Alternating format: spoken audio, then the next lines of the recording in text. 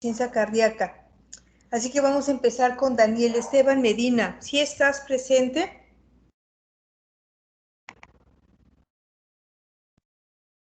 Si me escucha, que me conteste.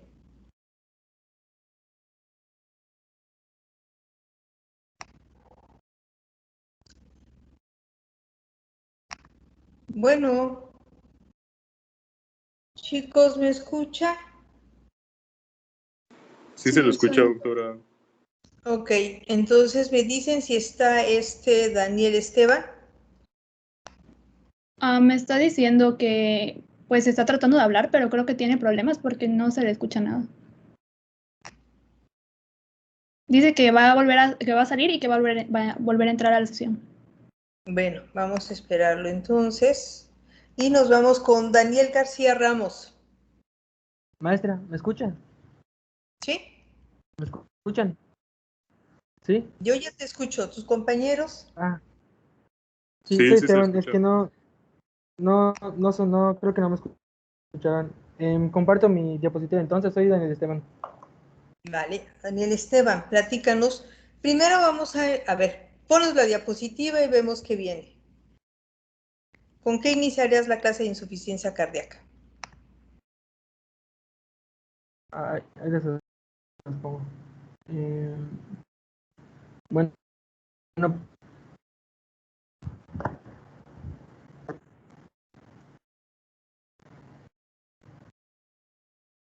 pues primero hablaría de qué es la insuficiencia cardíaca. La insuficiencia cardíaca no es como tal una enfermedad, es un síndrome que se da por varias enfermedades que pueden pues dañar los miocitos del corazón. Hace eso, lo que pasa es que la función del corazón pues deja de ser tan funcional, valga la redundancia. Entonces, esto puede ser tanto por una disminución de la contractilidad o del llenado por una disfunción de la relajación. Es el punto final para muchas enfermedades del corazón. Las alteraciones se pueden encontrar en reposo o inducidas por el esfuerzo. Aquí puse cuadros de teología de dos distintos libros. Uno es del Hammer que llevamos el semestre pasado y son los de la derecha, los azules, que lo dividen en insuficiencia cardíaca ventricular izquierda y derecha. Y, el lado izquierdo, los blancos, son del libro que llevamos este semestre. Y antes de que pasemos ahora, que está muy bien que me lo dividas entre lo que dice un libro y otro libro, pero ahora tú platícame si la insuficiencia cardíaca, que se considera solamente un síndrome, o sea, un conjunto de signos y síntomas que están relacionados a, según tu diapositiva anterior, a que el corazón es incapaz de bombear sangre hacia los tejidos. Entiendo esto como tu definición, ¿verdad? Sí, Bueno, hay entonces, y disminuye el gasto cardíaco y con eso la perfusión sanguínea al cuerpo. ajá. Mi pregunta entonces es, ¿existe insuficiencia cardíaca en donde no haya alguna alteración al nivel del músculo cardíaco? ¿En donde el músculo cardíaco esté funcionando en forma adecuada?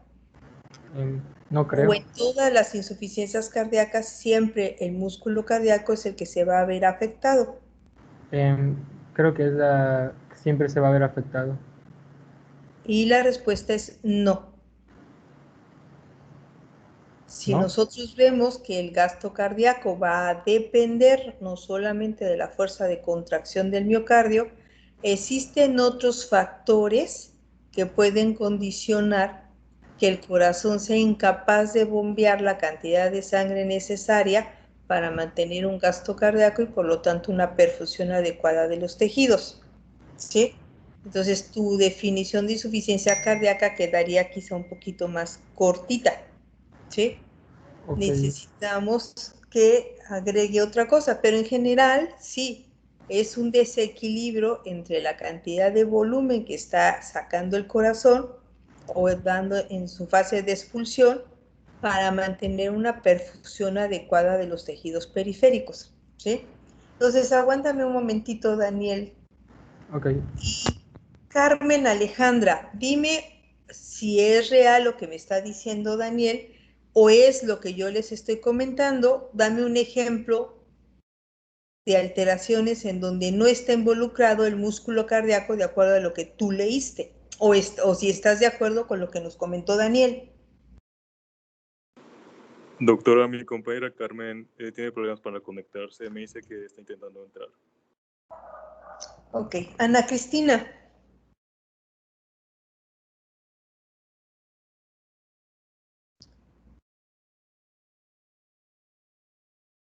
Sí estoy, doctora, ¿me escuchan? Sí estoy, doctora, ¿me escuchan? Sí, bueno, yo sí.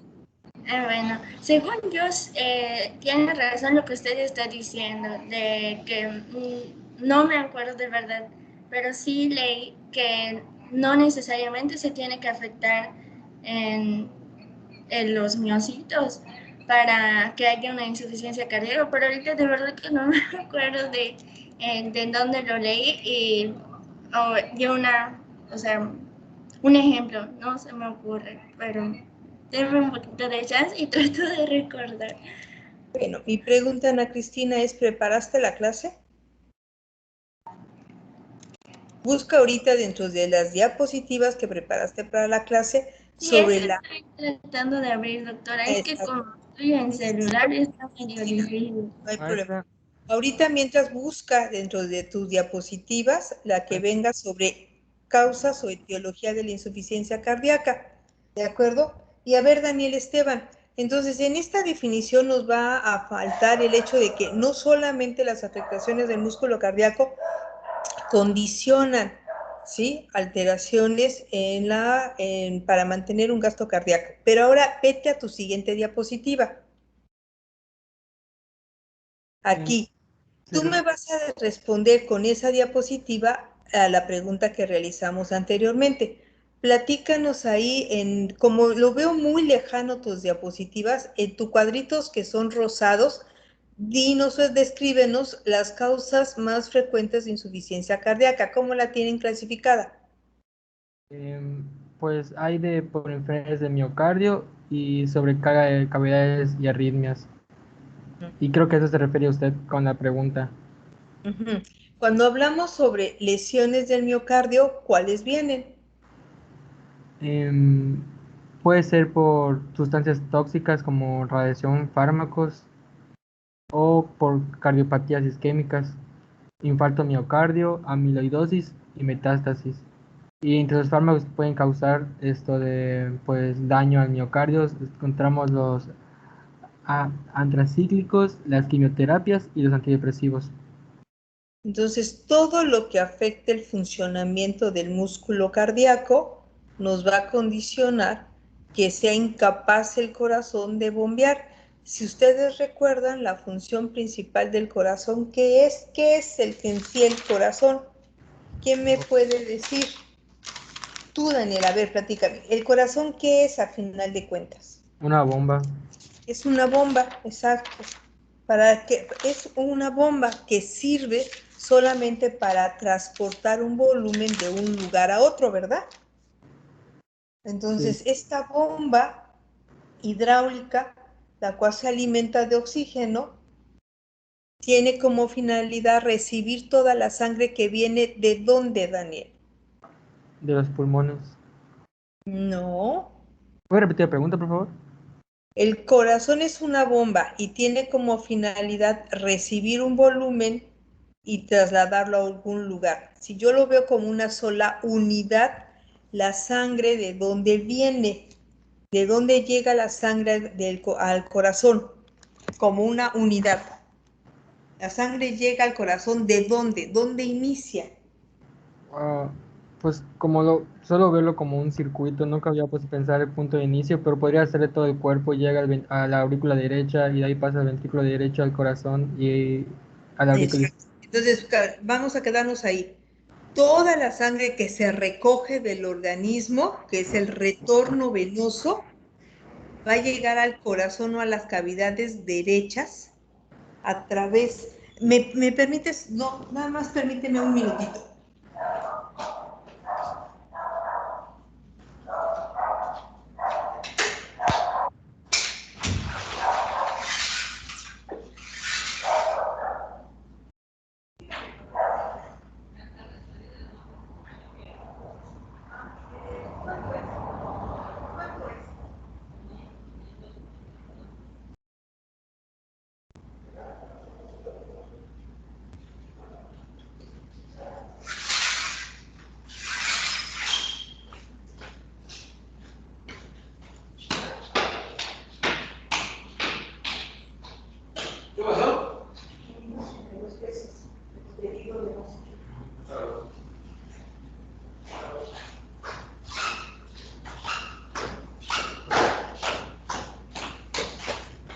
Perdone.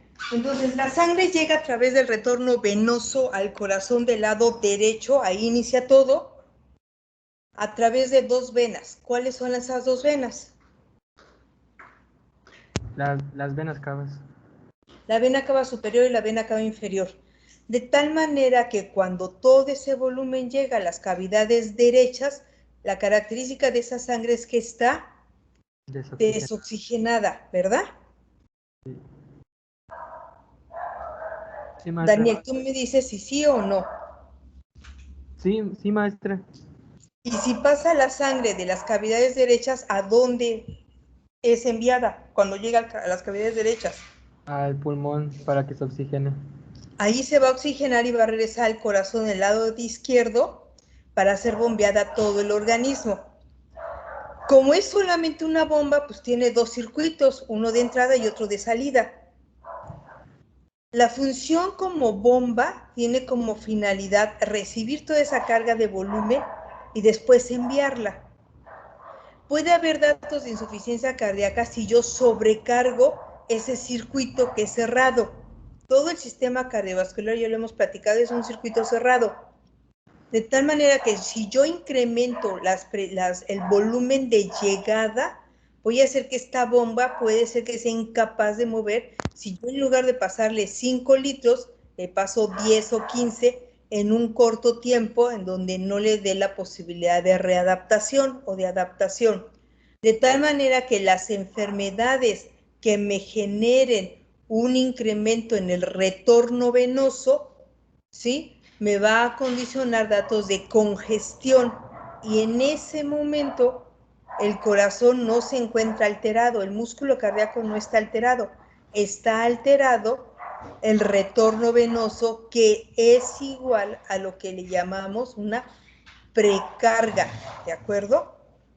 Entonces, todas las enfermedades que me generen incremento en la precarga, ¿sí?, me van a dar problemas en la adaptación del corazón para el manejo de ese volumen. Dentro de tu diapositiva de etiología, dime qué enfermedades me pueden incrementar la precarga. Las válvulas insuficientes o anemias o hipertiroidismo. Entonces, ¿me lo puede aumentar la precarga? Espérenme ahí. Vamos a dejar ahorita el hipertiroidismo aparte, vamos a dejar la anemia aparte, vamos a manejar nada más volumen. Las cavidades del lado derecho manejan volumen, que es la precarga. La precarga está dada por la cantidad de volumen que llega al corazón del lado derecho. De tal manera que dime en qué patologías dentro de tus cuadros de etiología tú puedes evidenciar que hay un incremento en la precarga.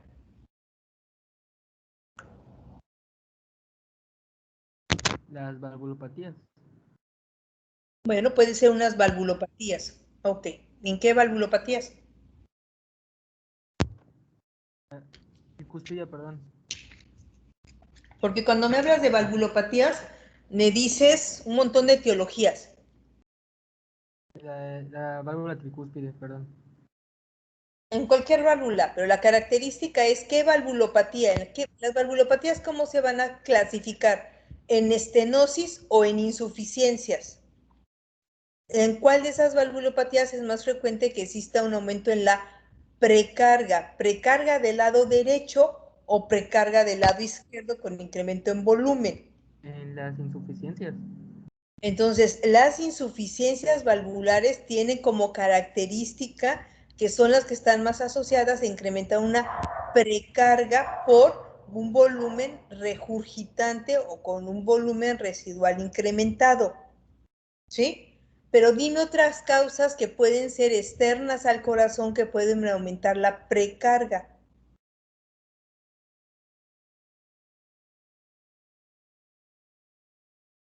Una de las principales causas de aumento de la precarga, ¿cuál es el órgano que controla el volumen sanguíneo?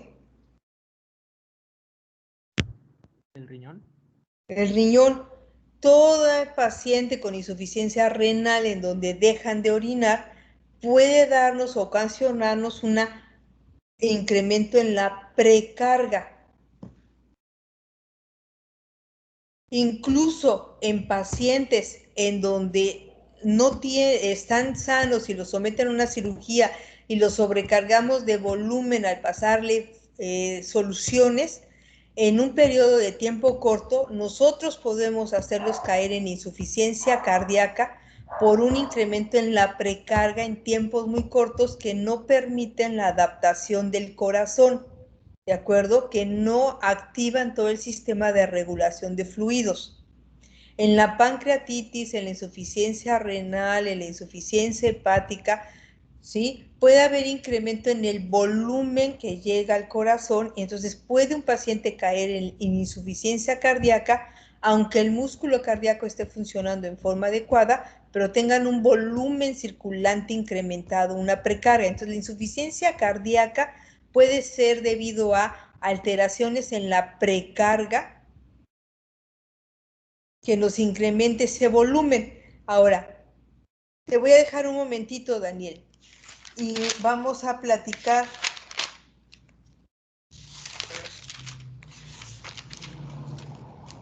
con Sarife.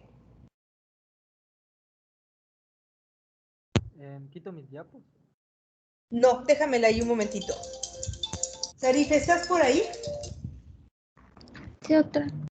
A ver, tú, Sarife, aparte de la precarga en esa diapositiva que nos dejó Daniel, dime, ya vimos que en la precarga puede haber alteraciones que me puedan condicionar insuficiencia cardíaca. Ahora dime, algunas enfermedades que ya mencionó Unacel, en donde el problema no está antes de llegar al corazón, sino en el mismo o propio corazón. ¿Qué enfermedades pueden dañar el músculo cardíaco que nos pueda condicionar insuficiencia cardíaca? Sí, pues en la literatura también nos mencionaba que parte de la etiología está en las arritmias, en las taquicardias y en las Y ahí arritmias. se daña el músculo cardíaco, las arritmias. Explícanos. ¿Cómo? ¿Puedo repetir? ¿Las arritmias en qué daña el músculo cardíaco?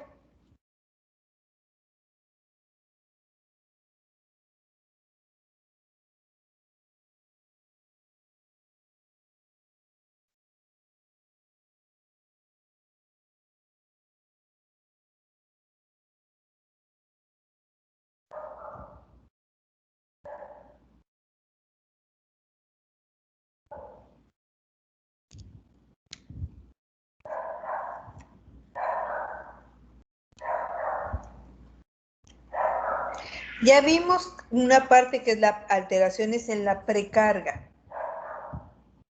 Ahí serán todas las etiologías que van a agrupar a todas las condiciones que elevan la presión venosa pulmonar o la presión venosa sistémica, que ya vimos que pueden ser valvulopatías del tipo de las insuficiencias, incremento en el volumen circulante, porque no hay eliminación por vía urinaria. Pero si yo ya quito las alteraciones en la precarga y me quedo con las alteraciones a nivel del miocardio, en donde las arritmias nos pueden condicionar lesión en el músculo cardíaco. Pues sería en la remodelación. En este caso, pues el corazón tiene que trabajar más, debe contraerse bien. Pero las arritmias producen remodelación.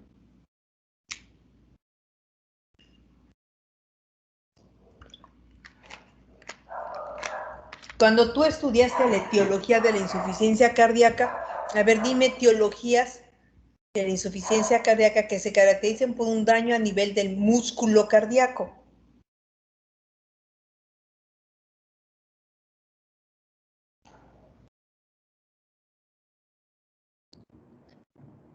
Las enfermedades como tal, mencionaba principalmente las cardiopatías isquémicas, el infarto al corazón, una miocardiopatía isquémica, igual creo que la infiltración miocárdica, las amiloidosis. Entonces, dos etiologías va a ser una, la cardiopatía isquémica, en la modalidad que ustedes quieran, ¿de acuerdo? Ya sea infarto, miocardiopatía isquémica, ¿sí? Me dices otra alteración en el músculo cardíaco que los puede dar, que son las miocardiopatías. Las miocardiopatías se van a clasificar de 3 tipos, que son unas son las restrictivas o infiltrativas, que ya me acabas de decir, y mencionaste la más frecuente, que es la amiloidosis. Dime las otras 2 tipos de miocardiopatías que hay que vienen como etiología de la insuficiencia cardíaca.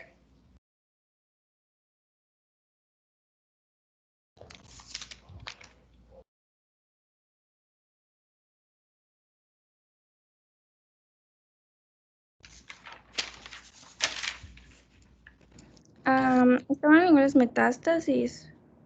Pero miocardiopatías,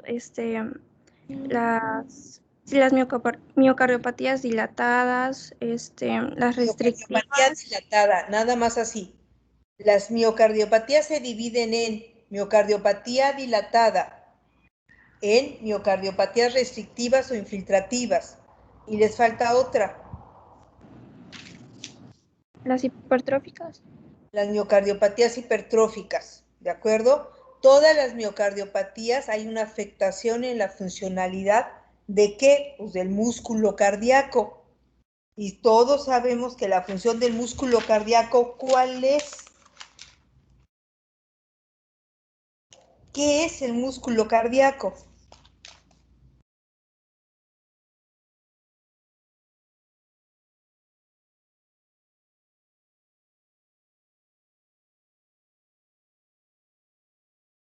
El músculo cardíaco, ¿qué es? Es un sincicio de miocitos que están orientados longitudinalmente, que están separados por tejido conectivo y vasos sanguíneos. Eso viene en su libro, pero que tiene como finalidad, al irse acoplando en forma longitudinal, formar bandas musculares, que si los otros yo lo traslado a que si fuera una liga, pues tiene la característica de que esta liga o esa banda va a tener la finalidad o función de elongarse cuanto se pueda la fibra miocárdica para posteriormente contraerse cuando le ejercemos una fuerza. ¿Cuál va a ser la fuerza? La fuerza que se genera cuando está recibiendo una carga del lado derecho de volumen. Entonces utilizamos algo que ustedes ya conocen, que es la ley de Frank-Starling. Entonces, unas fibras miocárdicas que van a estar en una longitud establecida en reposo, que va a ir aumentando de longitud de estiramiento estas fibras, conforme yo le voy incrementando una carga de trabajo, que es el volumen que está llegando a alguna de las cavidades, elongando esa fibra hasta que un momento que esta fibra va a generar, ¿qué? Pues la activación del sistema de actina-miocina. Y esto va a generar la contracción ventricular. Todo lo que altere el funcionamiento de esas miofibrillas musculares va a generar que la contracción miocárdica no se presente y por lo tanto la contracción no se dé en forma adecuada para el movimiento del volumen que está llegando. Entonces, la insuficiencia cardíaca tiene como causas, como etiología, ¿sí?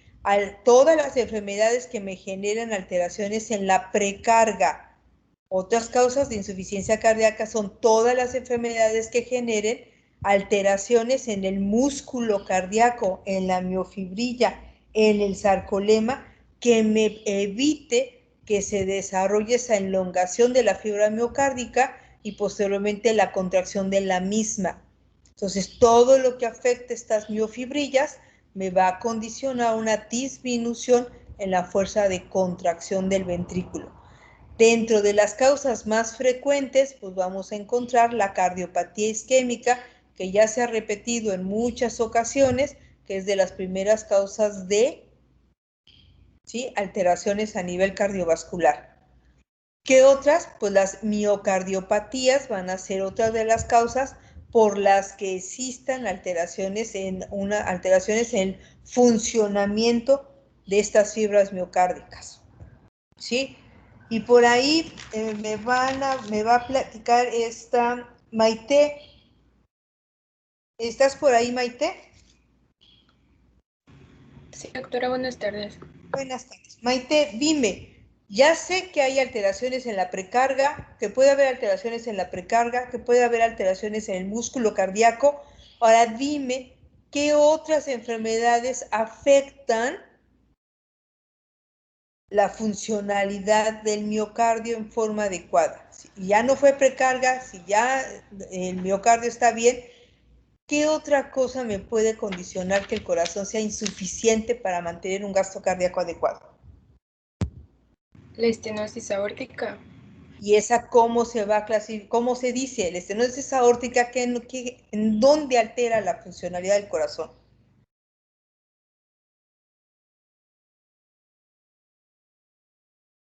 En la poscarga. Exacto. La insuficiencia cardíaca va a ser un síndrome, un conjunto de signos y síntomas que van a caracterizar, ¿sí?, un aporte insuficiente, un gasto cardíaco insuficiente para mantener una perfusión tisular adecuada, que puede ser secundario a alteraciones en la precarga, por alteraciones a nivel del miocito, de las fibras miocárdicas, y por alteraciones en la poscarga. Me estás dando un ejemplo frecuente de alteraciones de la poscarga, como es la estenosis aórtica. Es la valvulopatía más frecuente en los pacientes después de los 60 años. Pero existe otra enfermedad que incrementa la poscarga y que es de las más frecuentes que ustedes van a ver. Así que platícame, Maite, ¿quién crees tú que sea la otra enfermedad que se caracteriza por incremento en la poscarga? Más frecuente que la estenosis aórtica.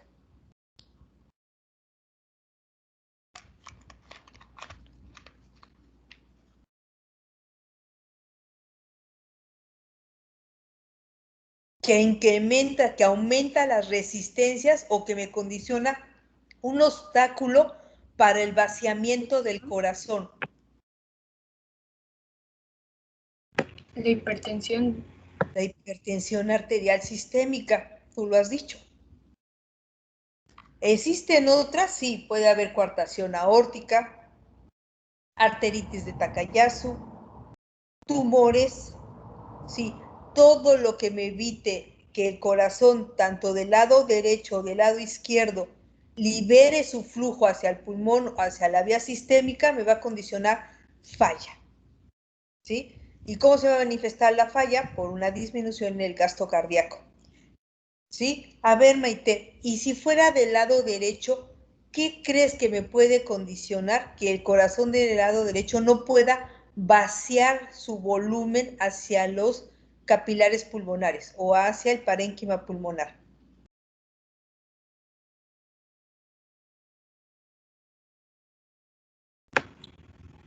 Podría ser igual una estenosis. Ajá, ¿estenosis de dónde? La estenosis pulmonar. Pero es una valvulopatía muy rara.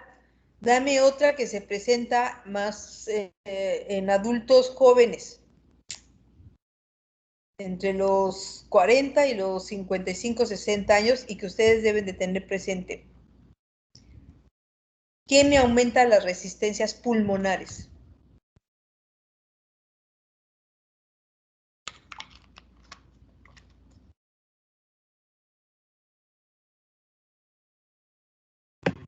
La verdad, doctora, no sé. La tromboembolia pulmonar. La hipertensión arterial pulmonar. Me va a condicionar falla del lado derecho. Entonces, hay alteraciones a nivel de precarga, alteraciones a nivel del miocardio y alteraciones a nivel de la poscarga que nos va a manifestar signos y síntomas asociados a una mala perfusión. Entonces, Daniel,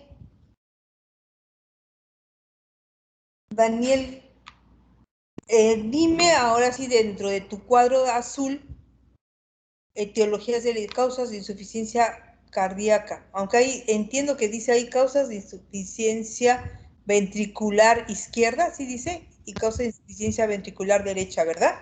¿Así lo tienes dividido? Sí. Dime las primeras, lo que viene en ese cuadro. ¿La derecha? Sí, lo de tu cuadro azul. Pues, De la izquierda, empieza con la izquierda.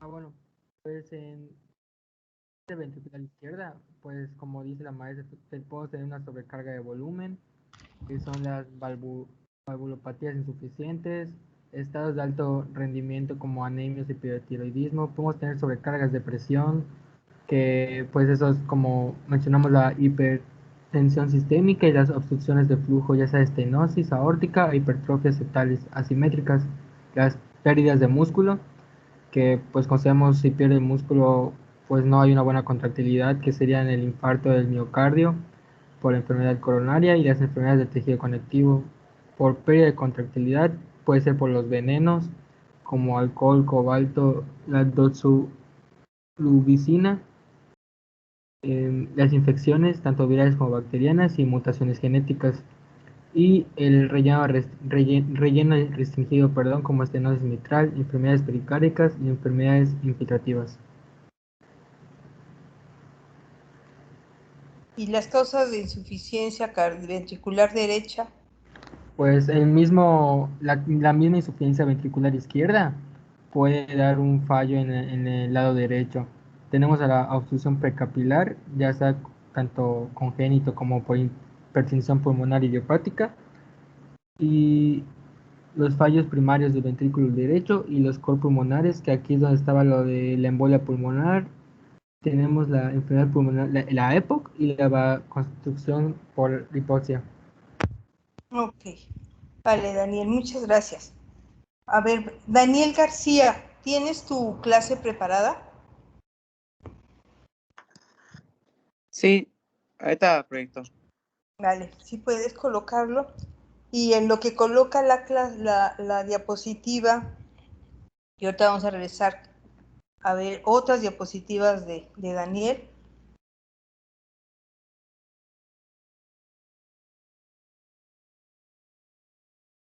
Liliana Guadalupe.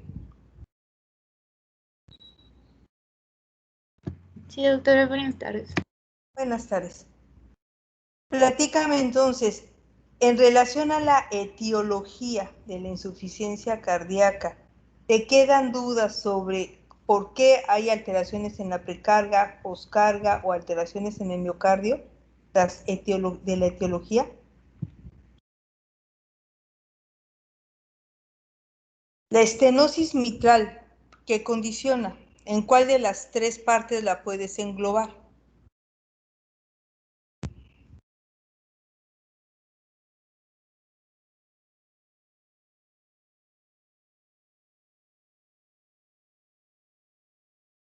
De la precarga, poscarga, ¿y eso, doctora?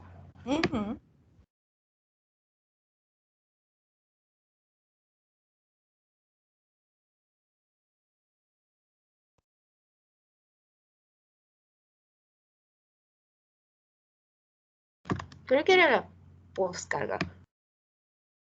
En la poscarga te quedan dudas de por qué causa alteraciones, ¿sí?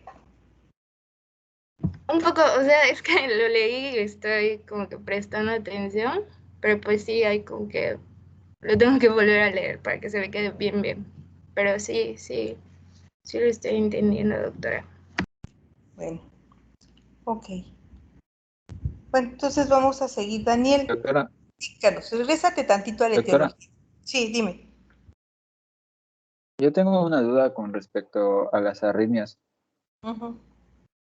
porque entendí que más bien afectan al llenado ventricular y por eso afecta luego al gasto cardíaco. Sí, la mayoría de las arritmias no hay una afectación, bueno, en la mayoría de las arritmias no existe una afectación directa sobre el músculo cardíaco. No hay alteraciones a nivel de la precarga y tampoco hay alteraciones a nivel de la poscarga. Entonces, ¿en dónde actúan las arritmias como causantes de falla cardíaca? Y las arritmias como las anemias, parte del gasto cardíaco, si ustedes lo recuerdan, está basado en la frecuencia cardíaca. El gasto cardíaco es la cantidad de volumen que se libera del corazón hacia los vasos sanguíneos y que se obtiene a través del volumen latido por la frecuencia cardíaca.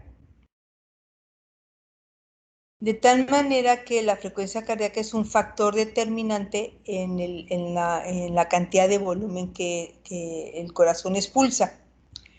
Si la frecuencia cardíaca promedio está entre 70 y 80 latidos por minuto, esa frecuencia cardíaca le da muy buen tiempo al corazón para llenarse y vaciarse. El corazón tiene que estar sincrónico para el vaciamiento y para la contracción. Si ustedes recuerdan, o alguna vez lo platicamos dentro del ciclo cardíaco, las válvulas aurículo-ventriculares van a detenerse o se van a abrir en forma diferente en un periodo más temprano que la apertura y cierre de las válvulas sigmoideas. Este retraso que se da está ya marcado desde cuando el estímulo eléctrico viene del nodo sinusal al nodo auriculoventricular, y el nodo auriculoventricular ahí se detiene ese impulso eléctrico. Es el retardo que se presenta en la conducción eléctrica en el nodo auriculoventricular, que está exactamente entre la unión de las aurículas y los ventrículos, es lo que permite que ambas válvulas, tanto las sigmoideas como los aurículos ventriculares, se abran y se cierren en tiempos diferentes. Y ese retraso permite que el flujo sanguíneo tenga una secuencia. Cuando existen taquiarritmias, o sea, frecuencias cardíacas arriba de 110 latidos por minuto hacia arriba, todas las taquiarritmias van a generar que estos periodos de llenado y de vaciamiento se acorten mucho. Y al acortarse estos periodos de llenado y de vaciamiento, eso va a tratar de limitar o limita, ¿sí?, el gasto cardíaco. Entonces, ahí no hay alteraciones en la precarga, no hay alteraciones tanto en la poscarga. Hay una sincronía, se menciona que hay una disincronía entre la apertura y el cierre de las válvulas, y eso va a condicionar que exista una disminución en el gasto cardíaco. Entonces, cuando una taquiarritmia nos va a condicionar esto es, uno, si la taquiarritmia es con una frecuencia cardíaca muy alta, pues entonces los periodos de llenado van a hacerse muy cortos y los periodos de vaciamiento también se van a hacer pequeños y el gasto cardíaco va a disminuir. Hay otras taquiarritmias dentro de lo que se conoce como la fibrilación auricular o ritmos como la taquicardia nodal, en donde se pierde la contribución auricular. En esas también van a caracterizarse por una pérdida del gasto cardíaco, porque recuerden que en el ritmo sinusal normal, la contribución del 30% del gasto cardíaco se da por la contracción auricular. Si bien es cierto, el 70% es un llenado rápido, el 30% se da por contracción auricular. Si la contracción auricular se pierde, como en el caso de esas arritmias, entonces se va a perder un 30% del gasto cardíaco. Y entonces el gasto cardíaco va a disminuir. Entonces las taquiarritmias las arritmias que más nos van a condicionar datos de falla cardíaca son aquellas que están asociadas a incrementos en la frecuencia cardíaca o en la pérdida del ritmo sinusal. Pero está basado, su afectación directa es por alteraciones en el vaciamiento y en el llenado por tiempos cortos. No sé si quedó claro. Sí, muy claro, doctora. Gracias. Entonces, aquí, platícanos de esta diapositiva. Pues son prácticamente la misma tabla que proyectó mi compañero Esteban, que son las causas de insuficiencia cardíaca por infarto de miocardio. Ya como mencionó mi compañero, puede ser puede dar insuficiencia por ya sea fármacos, por radiación, como es el caso de antracíclicos, quimioterapia, en caso de cáncer, como la trastuzumab y los antidepresivos, y también puede ser de una cardiopatía isquémica, una infiltración miocárdica, metástasis, anfilobiosis, pues literalmente exactamente la misma tabla que expuso mi compañero Esteban. Ajá. Y ahí en esa tabla la característica es que son enfermedades donde se afecta la fibra miocárdica, ¿verdad? Dime Sí. la otra diapositiva que tienes.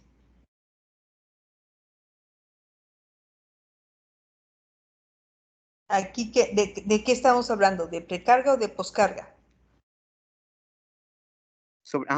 De sobrecarga, cavidades o arritmias. Entonces aquí nos están hablando de sobrecarga de cavidades. La hipertensión arterial sistémica es una sobrecarga ¿de qué? ¿De volumen o de presión? De presión.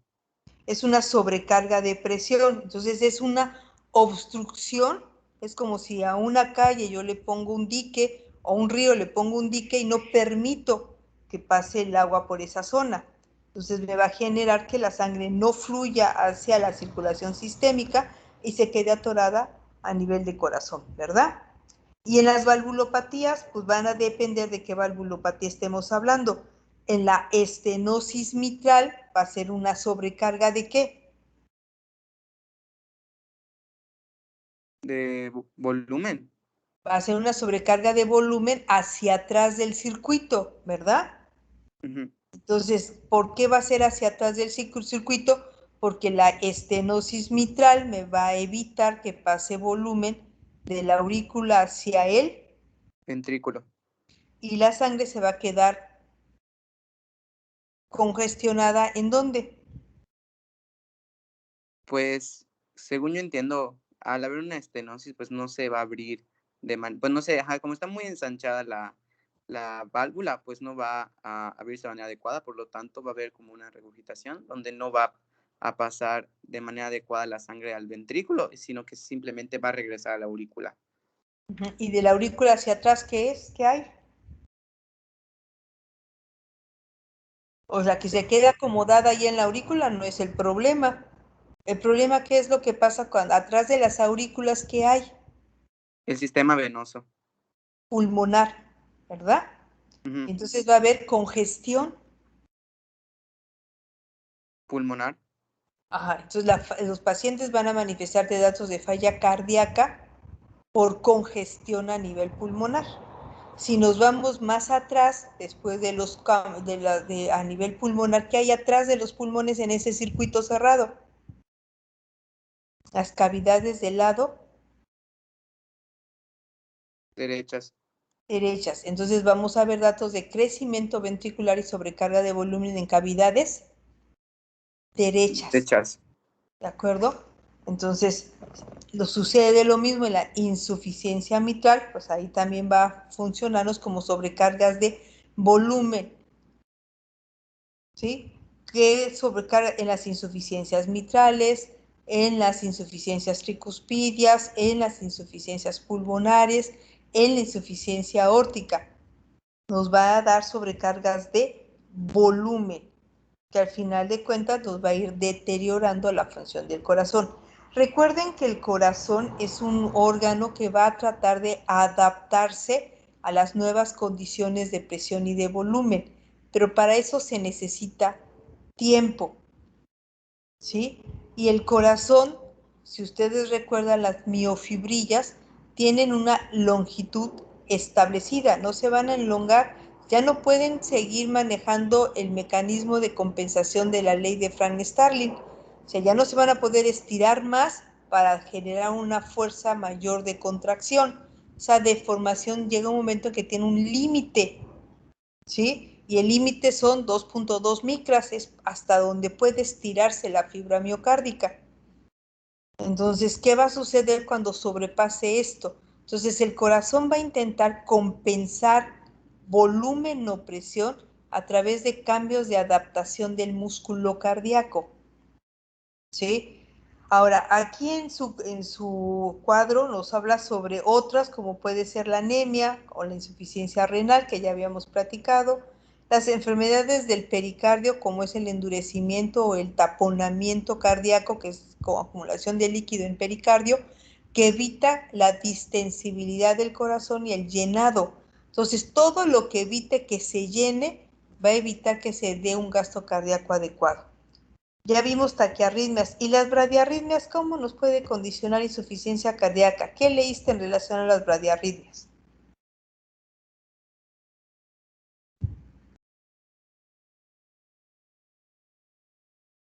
Pues en una bradiarritmia pues no hay una buena cantidad de sangre que llega al miocardio, por lo tanto no hay una muy buena oxigenación.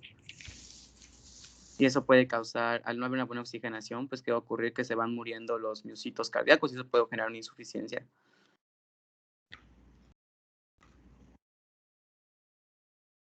Pues no exactamente, no exactamente.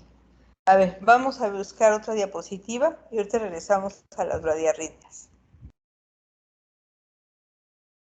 ¿Qué otra diapositiva tienes?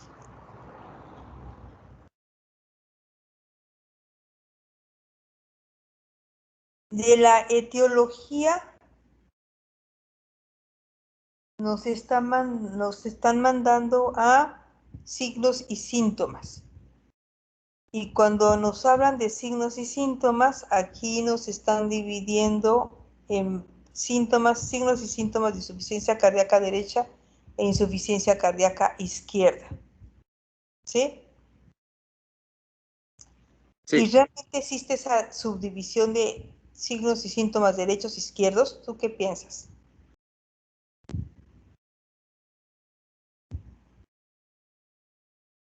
Pues yo pienso que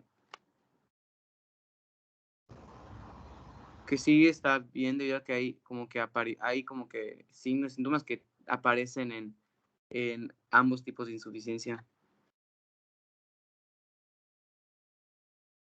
¿Pero tú crees que se podrá uno diferenciar muy bien la derecha de la izquierda o siempre estarán combinados?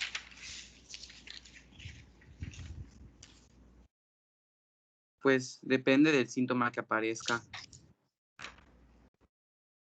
Depende del síntoma que aparezca. A ver, platícame, esa diapositiva, ¿cómo la explicarías?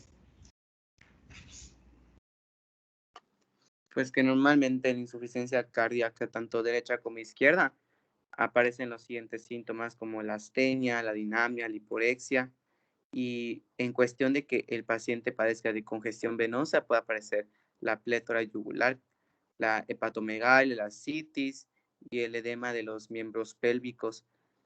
En cambio, en la cardíaca izquierda, el principal síntoma clave es la disnea, que esta disnea va a ser progresiva, que va a estar como que aumentando con el paso del tiempo, la ortopnea, la paroxística nocturna, puede haber el tercer ruido y cuarto ruido cardíaco, estertores, ritmo de galope, puede haber derrame pleural y un edema agudo pulmonar.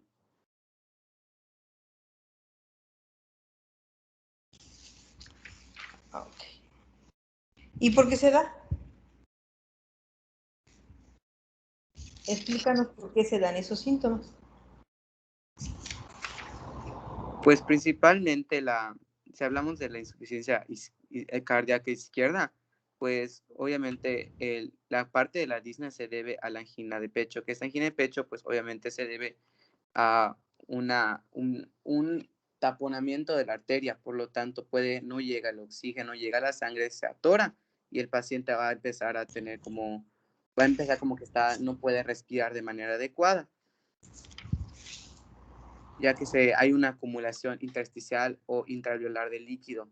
Y esos factores, tanto en la disnea, puede darse o puede aumentar o empeorar cuando hay anemia, cuando hay fatiga. En cambio, la ortopnea es básicamente la misma disnea, solamente que depende de la posición del paciente. Que esta ortopnea se da cuando el paciente está específicamente en decúbito, pero una vez que el paciente está sentado, pues obviamente ya como que la ortopnea empieza a disminuir. En cambio, la paroxística nocturna es aquella que se da normalmente una vez que un paciente está durmiendo, es cuando le empieza esa sensación de que le está faltando aire. Igual he visto muchas veces que hay personas de que cuando sienten eso es cuando se levantan y dicen, ¿saben qué? Voy a tomar un poco de aire. Y se levantan y van y tratan de respirar, pero es muy común que esto ocurra siempre en la noche. En caso del edema agudo pulmonar, pues obviamente es por una disnea ya muy avanzada, demasiado avanzada, que es cuando siente el paciente que se está ahogando. Y siempre al principio me habla sobre la angina. Entonces, en todos los pacientes con insuficiencia cardíaca vamos a encontrar como dato predominante la angina como causa de la disnea. Sí. Una pregunta. La insuficiencia cardíaca derecha-izquierda, entiendo que casi siempre aparecen, o sea, están juntas y muy rara vez la derecha es aislada, porque al final la izquierda causa derecha, ¿no? Fíjense que hay muchas clasificaciones en relación a la insuficiencia cardíaca y esto ha generado a veces quizá mucha confusión. Por ahí van a encontrar libros que clasifican a la insuficiencia cardíaca en derecha e izquierda. ¿Sí? Y está basado en los síntomas que más predominan y la afectación de la cavidad en donde se encuentre la alteración que condicionó la insuficiencia cardíaca. Pero lo que les puedo decir es que normalmente van combinadas como tú lo acabas de mencionar. Al final de cuentas, lo que uno tiene que identificar como síntomas pivotes para hablar de insuficiencia cardíaca son dos datos principales, que es la disnea y los datos de hipoperfusión tisular. ¿Por qué les hablo de esos datos? Porque ambos datos para mí los tres datos clínicos más importantes o los datos que deberíamos de buscar para decir que un paciente está en falla cardíaca es el síntoma pivote es la disnea. Y ahorita les voy a decir el por qué. El segundo síntoma son datos de hipoperfusión tisular y el tercer dato son datos de congestión venosa. Porque los tres van a presentarse independientemente de dónde inicie la falla cardíaca y nos va a hablar de la fisiopatología de la insuficiencia cardíaca.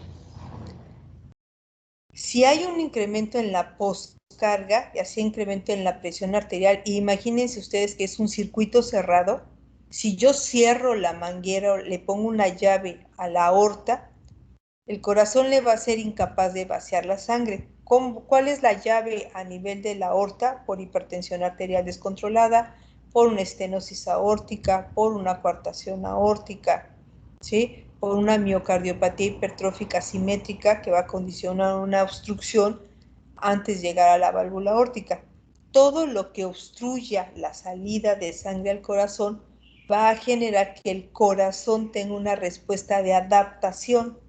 Y la adaptación más importante que se observa en el corazón son dos. Al inicio va a ser, ¿sí?, incremento en la presión diastólica final del ventrículo izquierdo.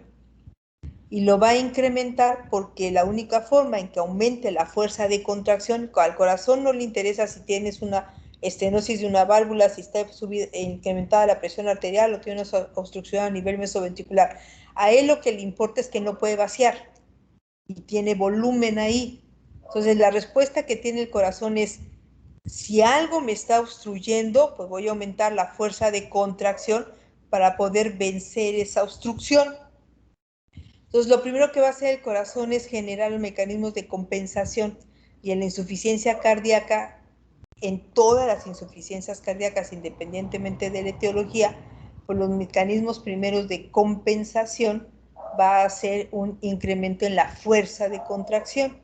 Y al incrementar la fuerza de contracción, tendrá que aumentar la presión diastólica final del ventrículo izquierdo, porque necesitará que el volumen caiga sobre una miofibrilla, la cual tendrá que distenderse o elongarse lo más que pueda para incrementar esa fuerza de contracción. Si lo hace o lo intenta hacer, lo podrá hacer si el ventrículo izquierdo o el derecho se encuentran en condiciones adecuadas. Lo hará parcialmente si el músculo no está totalmente adecuado para hacerlo, pero esa es la respuesta que va a hacer.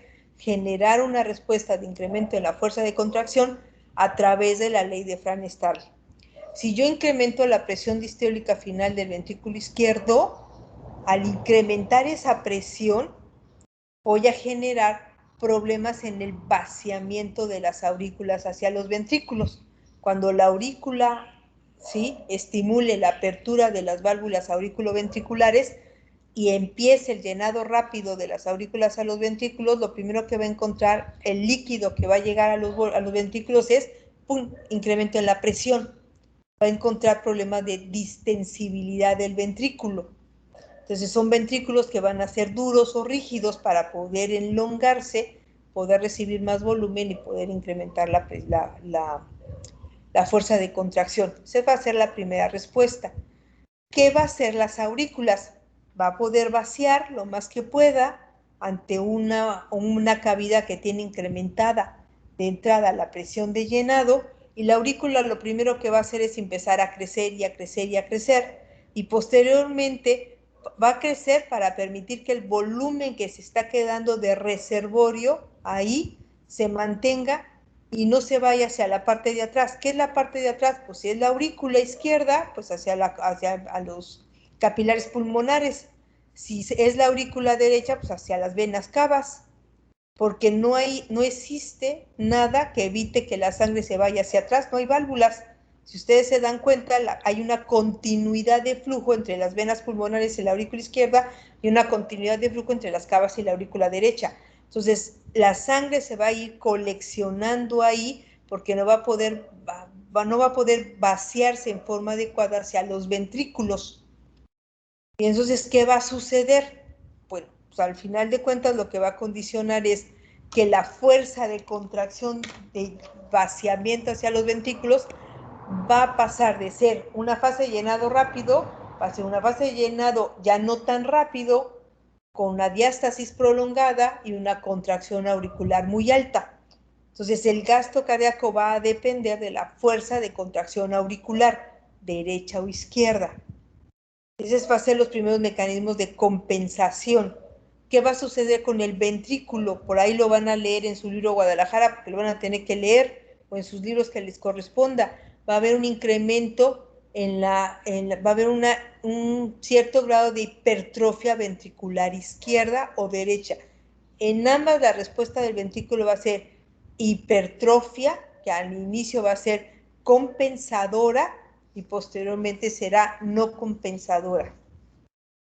Entonces, el ventrículo hace incremento en el volumen de la fibra miocárdica, que al final de cuentas va a ser una hipertrofia ventricular, que al inicio va a ser de grado ligero, o sea, el incremento del grosor del ventrículo puede pasar de 9 a 10 milímetros a un grosor de 11 a 12, y ese incremento en el grosor por hipertrofia pues tratará de hacer que pues, genera una fuerza de contracción mayor para vaciar, ya sea hacia la derecha o hacia la izquierda, dependiendo de la etiología que ustedes tengan. El ventrículo remodela, cambia, y al cambiar también va a activar ciertos sistemas neuronales. Ustedes saben perfectamente que en la insuficiencia cardíaca se van a liberar sustancias, péptidos, que van a generar o van a tratar también de compensar lo que está sucediendo. Sabemos que el corazón va a recibir mayor volumen, primero porque no puede vaciarlo y otro porque le está llegando de atrás. Entonces va a haber una congestión. Ya sabemos que si es del lado izquierdo va a haber congestión a nivel pulmonar. Si es del lado derecho va a haber congestión a nivel de las venas cavas. De tal manera que cuando el pulmón empieza a sentir congestión, o sea, haya un desequilibrio entre las presiones y entre el líquido a nivel del alveolo y del capilar, pues entonces va a haber extravasación de ese líquido hacia las paredes del alveolo, entonces va a haber congestión pulmonar. Por eso el dato pivote en la insuficiencia cardíaca va a ser disnea. Olvídense de la angina, del dolor en el pecho, de la isquemia miocárdica, no. Independientemente de la etiología, cuando exista problemas de vaciamiento hacia el ventrículo izquierdo por la causa que ustedes quieran, va a existir retención de volumen o de líquido de las aurículas hacia el sistema. Por eso siempre les hablo de un sistema cerrado, del tubo que va de la aurícula hacia atrás. En el caso de la aurícula izquierda será hacia pulmón, y el pulmón lo que va a recibir es un mayor volumen que se extravasará hacia los alvéolos y nos generará disnea. La disnea inicialmente, dependiendo de la enfermedad, pues será de grandes esfuerzos, y entonces el paciente podrá caminar 2 o 3 cuadras, cargar más de 5 a 10 kilos y empezar con fatiga o falta de aire. Y eso es lo que el paciente les va a referir. Me canso, me falta el aire cuando cargo, cuando subo escaleras o cuando camino mucho. Posteriormente, ¿sí? Cuando el gasto cardíaco se mantenga bajo, porque al principio esos mecanismos de compensación, ¿cuáles son los mecanismos de compensación? Hipertrofia ventricular izquierda. ¿Cuál es el segundo mecanismo de compensación? Crecimiento de la aurícula izquierda. Tercer mecanismo de compensación, pues lo que va a hacer el corazón es activar todo el sistema simpático. ¿Cuál es el sistema simpático? Catecolaminas, porque la adrenalina y la noradrenalina, pues uno de los factores de ayuda va a ser incremento de la frecuencia cardíaca, incremento en el gasto cardíaco. Entonces piensen que el cuerpo humano es como una computadora, recibe información y genera una respuesta. Entonces mi respuesta es, no tengo un gasto cardíaco adecuado, empiezo a liberar catecolaminas para incrementar fuerza de contracción.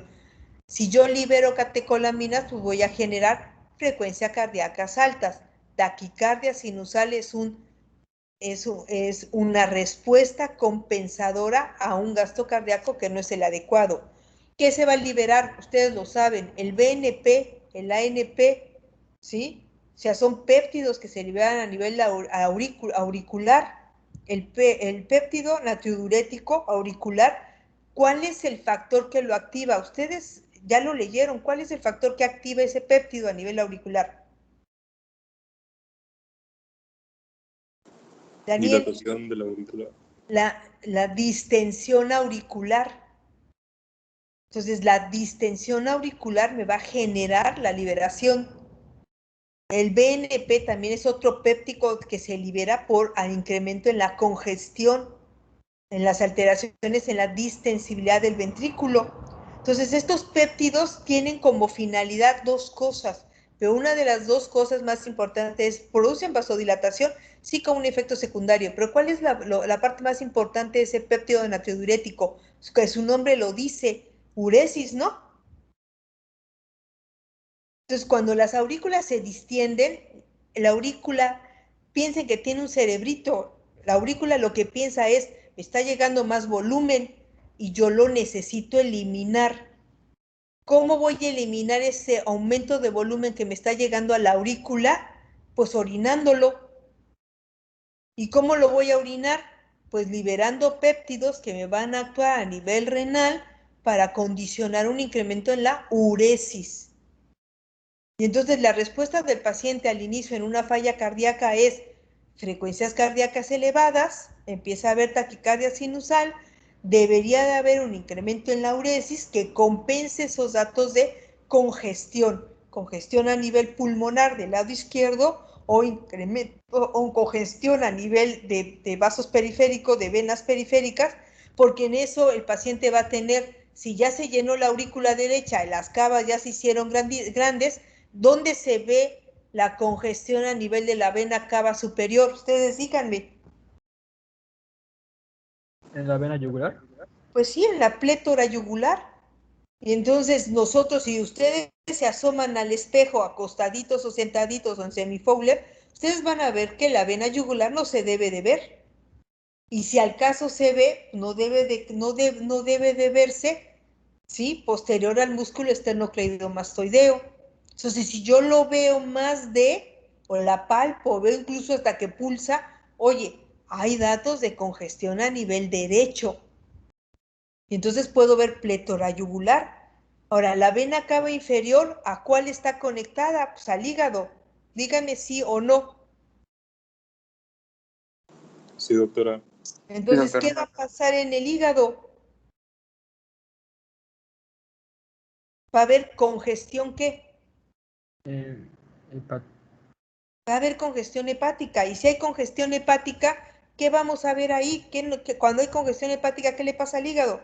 Va a haber hepatomegalia. Va a Hepatomegalia, crecer el aumenta hígado. tamaño. Exacto, y lo que van a ver ustedes es una hepatomegalia. ¿Qué me dice la plétora yugular? ¿Qué me dice la congestión a nivel hepático como hepatomegalia, como dolor a la palpación, con el reflejo hepato-yugular cuando yo aprieto el abdomen y entonces veo que la ingurgitación se incrementa? Pues que existe congestión a nivel de cavidades derechas. Y cuando ya empieza, cuando el hígado ya se hizo grande y empieza a haber alteraciones en el funcionamiento del hígado y las proteínas empiezan a disminuir y empieza a haber hipoalbuminuria por datos de congestión pulmonar, insuficiencia cardíaca derecha, datos de cirrosis hepática que se da por congestión derecha o por falla cardíaca derecha, pues voy a ver la ascitis, ¿no? Y la ascitis, ustedes me dirán, ¿qué es la ascitis? Acúmulo de líquido en el abdomen. En el abdomen. Y después de la ascitis, antes de la ascitis o después o junto a la ascitis, ¿qué vamos a encontrar? Edema de miembros inferiores, ¿verdad? Entonces, todo, cuando yo les digo, ¿se puede dividir derecho-izquierdo? Déjenme decirle que no. Por lo general, es difícil que podamos separar ambos, porque al final de cuentas estamos hablando de un circuito cerrado, que cuando se afecte el lado izquierdo va a dar problemas en el derecho y cuando el derecho se afecte va a dar al lado izquierdo. Y ahorita lo vamos a ver. Por eso cuando antes dividíamos, ¿hay insuficiencia cardíaca derecha-izquierda? Solamente estaríamos hablando de dónde nació la alteración. Nació del lado derecho como en una tromboembolia pulmonar, nació del lado izquierdo posterior a una estenosis aórtica. Entonces podemos dividir, sí, derecha o izquierda a razón de en dónde está el problema. Pero poder dividir derecha e izquierda de acuerdo a síntomas es muy difícil porque lamentablemente cuando nos llegan a los pacientes con nosotros ya no están en esa clase funcional 1 en el que de vez en cuando me canso porque ahorita con la pandemia pregúntenle a todo el mundo y todo el mundo les falta el área ahorita para hacer ejercicio porque no hemos hecho nada. Entonces, es difícil. Cuando nos llegan a los pacientes nos va a llegar en clase funcional 2 o 3 en donde ya están mezclados los síntomas.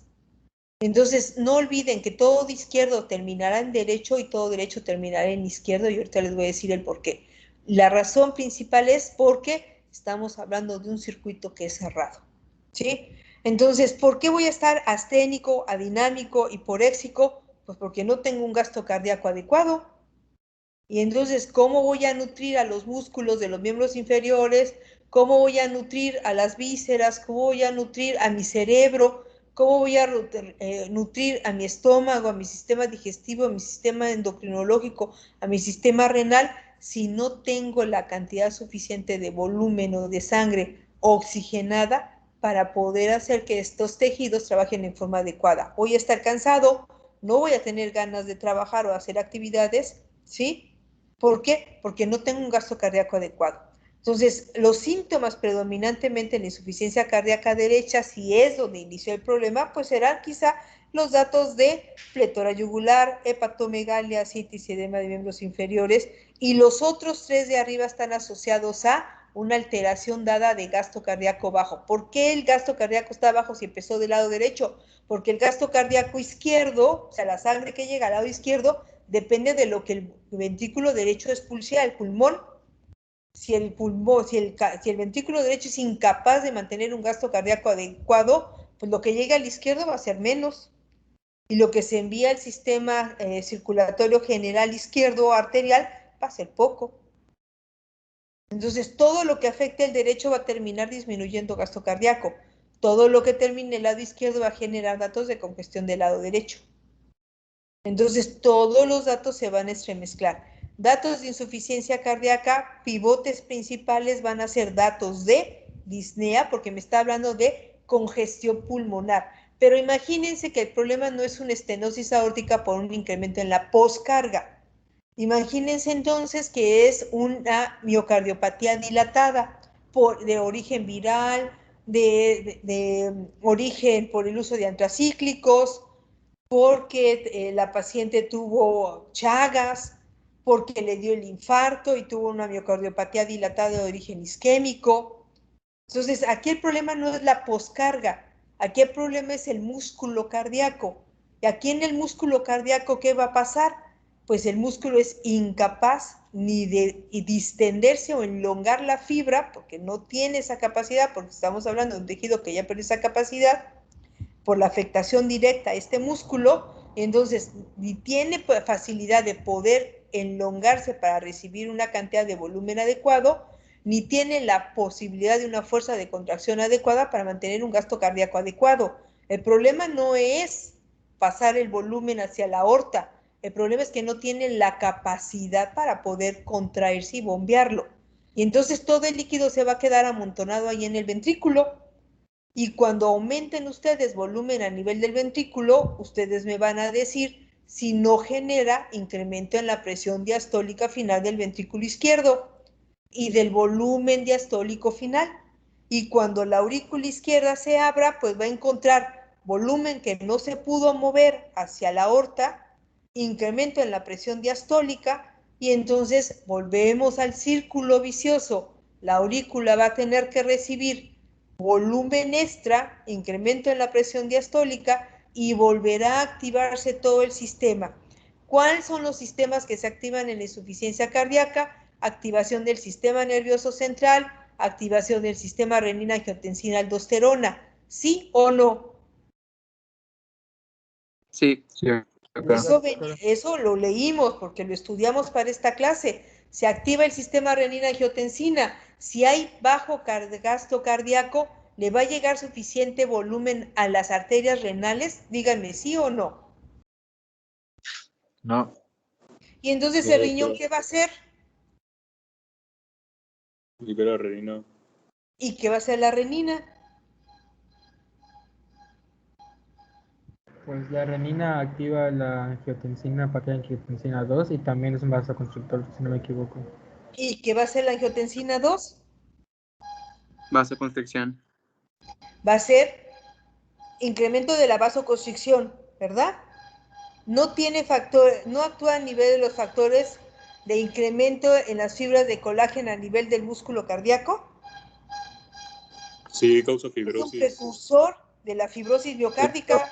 Ocasiona fibrosis.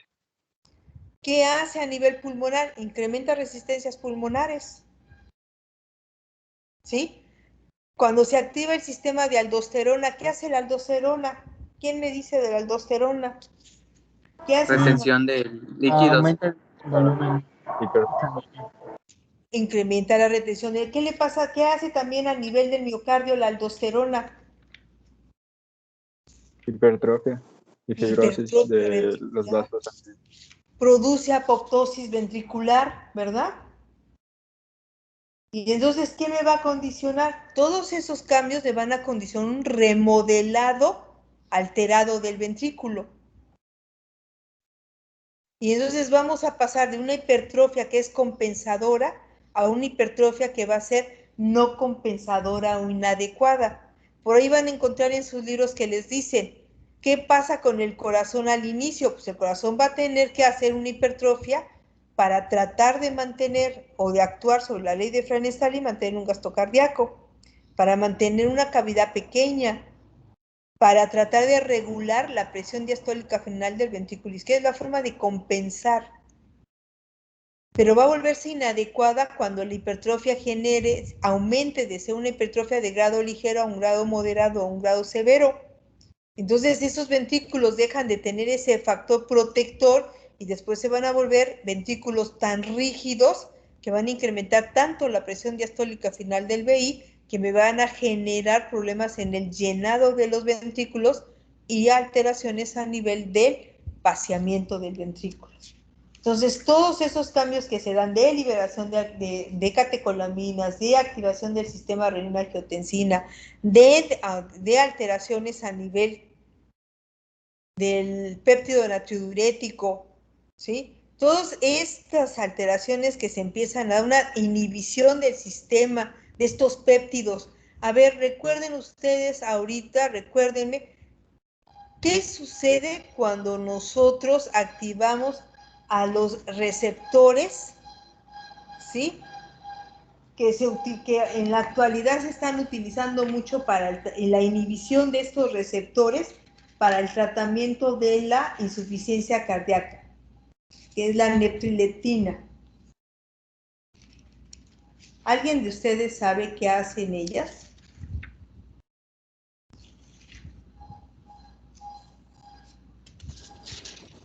No sé si aumentan los niveles de bradicina. Déjenme decirles que lo que se sabe que son estas endopeptidasas, lo que van a hacer es inhibir la función de los péptidos natriuréticos. Y entonces, al inhibir la funcionalidad de estos péptidos, nos van a generar que no exista la uresis adecuada. Por eso, cuando empezaban a utilizar este tipo de medicamentos que eran inhibidores, como el sacubitril valsartán, que es el único que se conoce en México, que es el Entresto, entonces estos medicamentos lo que condicionaban era una inhibición de la niprilecina. Y al inhibirla, vieron que se podía en un momento dado generar o mantener una vasodilatación y activar la función de uresis. Entonces, esto podía ayudar al tratamiento en los pacientes con insuficiencia cardíaca. Entonces, toda esa activación de estos sistemas van a generar alteraciones al nivel del músculo cardíaco, alteraciones a nivel de la poscarga, porque las catecolaminas incrementarán poscarga, disminuyen la probabilidad de un vaciamiento en un llenado adecuado, activan todo el sistema de renina, angiotensina, aldosterona, con lo que también nos va a condicionar incremento de fibrosis a nivel muscular, y nos van a inhibir también la producción de estos péptidos que nos van a generar uresis. Entonces, todo esto se está activando y todo esto al final nos va a condicionar que el paciente tenga mayor problema para mantener un gasto cardíaco. Entonces, dentro de los signos y síntomas de la insuficiencia cardíaca, pues sí vamos a encontrar estos datos de hipoperfusión, como puede ser la astenia, la dinamia, la hiporexia como síntomas, la presencia de palidez de los tejidos, la presencia de taquicardia sinusal, ¿sí? En que encontremos a los pacientes con piel fría por una vasoconstricción a nivel de piel, los podemos encontrar pálidos, podemos encontrar alteraciones que nos refieran a congestión venosa sistémica como la plétora yugular, la hepatomegalia, la ascites o los edemas de miembros inferiores. Y la disnea, que es el signo cardinal, va a depender pues, de qué tanto está avanzado la insuficiencia cardíaca. La disnea podrá ser de grandes esfuerzos, medianos esfuerzos, pequeños esfuerzos, ¿sí? Con menos esfuerzos cada vez más, podrá llegar a la ortopnea, que va a ser una disnea en donde prácticamente se va a presentar sin esfuerzo alguno, solamente acostaditos, la disnea paroxística nocturna, en donde al acostarnos incrementamos más la posibilidad de que el líquido que está a nivel pulmonar se incremente o se desplace hacia las porciones apicales del corazón, del pulmón, entonces el paciente se tenga que levantar y sentarse porque siente que se ahoga, ¿sí? Clínicamente, pues vamos a encontrar, ya vimos que el tercero y cuarto ruido, que son el tercero y cuarto ruido, pues nos habla de problemas de vaciamiento y de llenado del ventrículo. Si acuérdense que quedamos que si al tercero y cuarto ruido le agregamos frecuencia cardíaca alta, se van a convertir en galopes, que eso es lo que nos está diciendo tu compañero, de un tercero a un cuarto ruido le aumento frecuencia cardíaca alta y mi ritmo será de galope. Vamos a encontrar estertores, sí, principalmente iniciaremos basales, después del segmento medio del pulmón, después de las porciones apicales, hasta llegar al edema agudo pulmonar. Y si continuamos con una mala evolución de la insuficiencia cardíaca, pues la sangre pasará de los capilares pulmonares hacia los alvéolos y posteriormente hacia la pleura. ¿De acuerdo? Vamos a también extravasaciones a los tercer espacio, como pueden hacer los ascitis o al derrame pleural. Entonces, lo que estamos viendo como signos y síntomas de la insuficiencia cardíaca están asociadas a la progresión de esta afectación, esa afectación a nivel cardiovascular, tanto del lado del derecho y el izquierdo. Y por lo general van a ser signos y síntomas que se intercalen en casi todos los pacientes. Pásenme la otra diapositiva que tienen por ahí.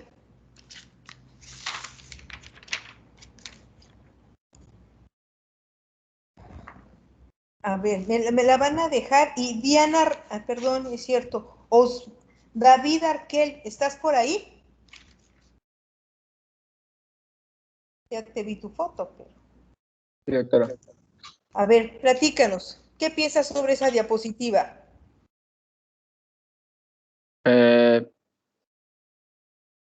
Viéndolo, pues sí, es una forma de presentación de la Es una forma de insuficiencia cardíaca. clasificar a la Sí, insuficiencia cardíaca. ¿Y tú crees que está bien que la clasifiquen así? ¿Qué leíste de eso? pues yo creo que sí, hasta cierto punto, porque pues son circunstancias diferentes. Por ejemplo, en la insuficiencia cardíaca aguda, pues aquí iba a haber, lo principal recuerdo que era un infarto al miocardio, el principal causante. Y también las insuficiencias valvulares, pero agudas. ¿Y hasta Y cuándo se también clasifica? aquí, sí. Sí. Bueno, y también leí que aquí también entraban los enfermos con insuficiencia cardíaca crónica que, pues, por alguna afección agregada, caían en lo agudo o una descontrolación. Ujú. Como por ejemplo, una hipertensión descontrolada podría causar una insuficiencia cardíaca aguda en los pacientes con insuficiencia cardíaca crónica. Ujú. ¿Y cuándo se considera insuficiencia cardíaca aguda? Aguda, recuerdo que Cuando hablamos de aguda crónica, hablamos de tiempo. de tiempo. Sí, recuerdo que la crónica tendría que ver con 6 meses que no se controlaba. Recuerdo que después de un tratamiento, después de 6 meses, no se controlaba esta insuficiencia cardíaca crónica. ¿Pero la insuficiencia cardíaca se controla o se compensa? Pues yo creo que nadie se compensa, se pueden aminorar los síntomas igual. Entonces Porque, sí, yo creo que sí, se compensa más bien. ujú. ¿Y cuándo la podemos considerar aguda y cuándo se considera crónica? Pues como dije, cuando se compensa, a ver, no recuerdo muy bien. Era la insuficiencia cardíaca aguda, recuerdo que era un inicio súbito. Entonces aparecían los síntomas así de manera súbita y también los signos. Y también se podía clasificar en si hay hipoperfusión o si hay congestión, la aguda.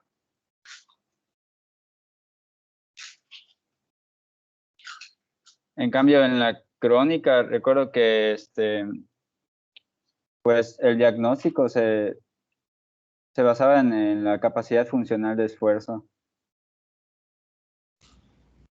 ¿En la aguda? No, en la crónica. Ah, ok. Ajá. Era cuando, por ejemplo, tenía que ver con el esfuerzo, la insuficiencia cardíaca crónica.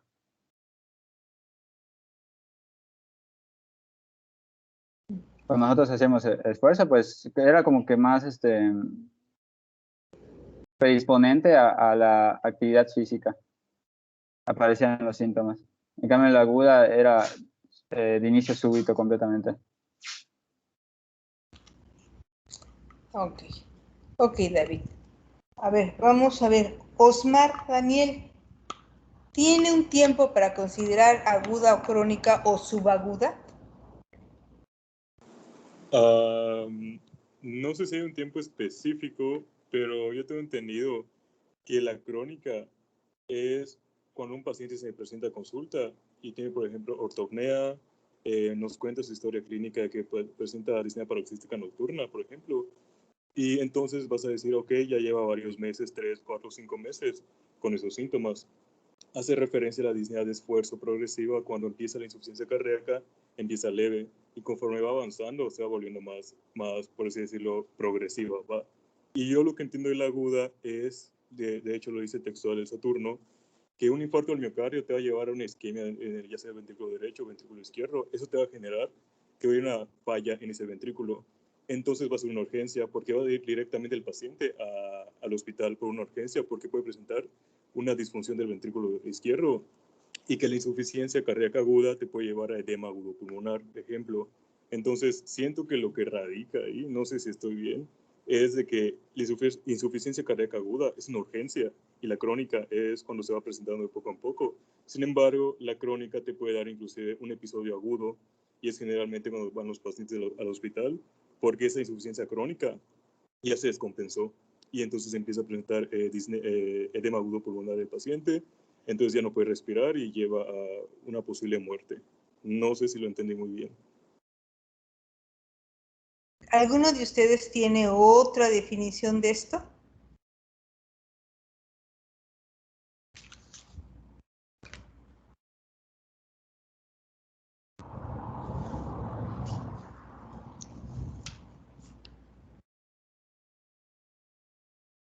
La diapositiva que estamos viendo es ¿es tuya, Daniel?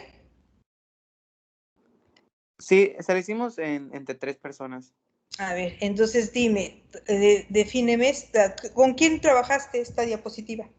Con Estefanía y con Sarife. A ver, Sarife, platícanos, esta diapositiva, ¿cómo la podrías explicar?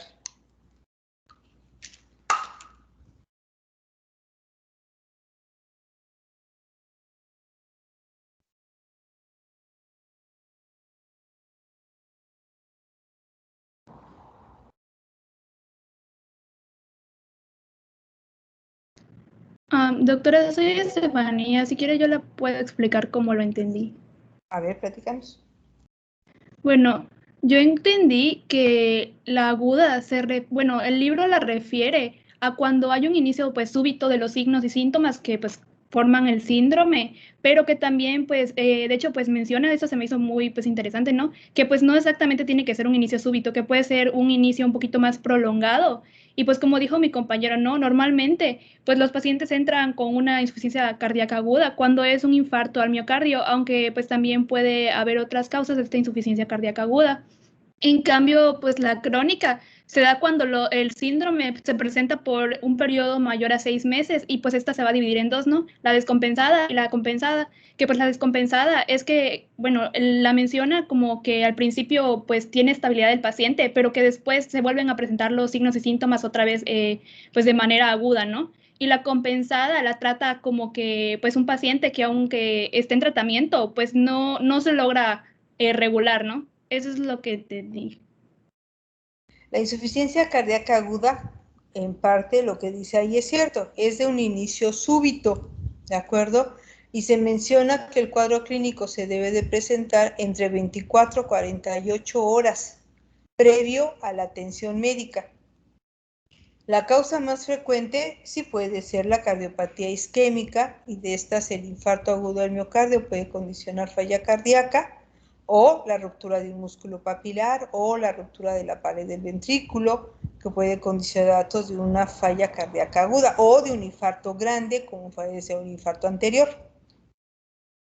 Pero también puede ser ocasionado a una endocarditis, la cual esté lesionando una válvula y genera una insuficiencia valvular que no le permita en tiempo al corazón a incrementar o activar todo el sistema compensatorio que ya platicamos que es, ¿de acuerdo? Entonces se menciona que la insuficiencia cardíaca aguda, los síntomas no deben de tener más de 24 a 48 horas del momento de la atención médica de ustedes, ¿de acuerdo?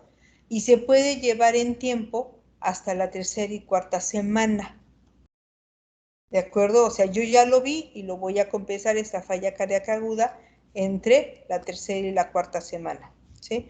A partir de la cuarta semana, el mantener datos de insuficiencia cardíaca, y aquí sí nos dice por más de 6 meses, nos habla de la cuarta semana al sexto mes, una insuficiencia cardíaca crónica, en donde el paciente puede llegar a manifestar datos de signos y síntomas de insuficiencia cardíaca, pero con mayor estabilidad y siempre bajo tratamiento médico. En la insuficiencia cardíaca crónica, la característica es que ya tiene un tratamiento médico, se encuentra estable, ¿sí? La estabilidad se dio a partir de la 4ª semana que ya fue vista por algún médico y se ha mantenido estable por más de 6 meses.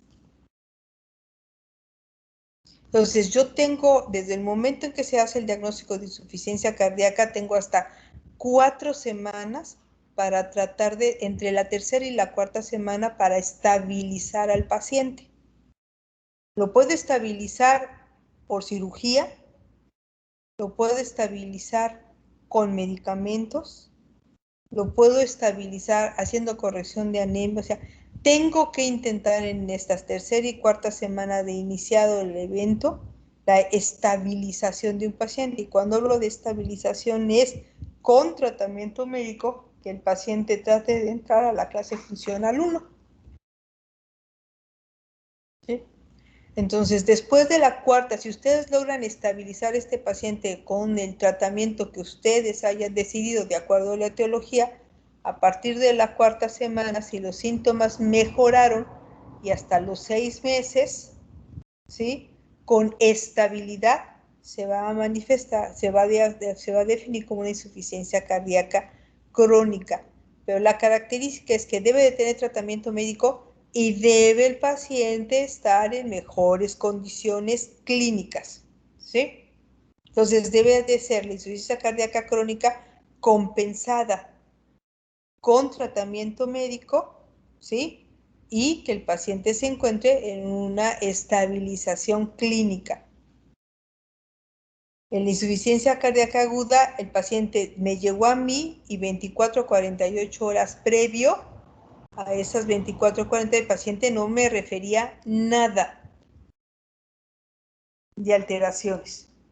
Entonces, un paciente de novo que 24 a 48 horas antes a mi presentación conmigo, el paciente no me refería a ninguna alteración, inicié, identifiqué la causa de la insuficiencia cardíaca, se hizo la corrección, entonces desapareció la insuficiencia o lo compensé y tengo 3 a 4 semanas para compensarlo. Entonces deja de ser una insuficiencia cardíaca aguda para convertirse en una insuficiencia cardíaca crónica compensada.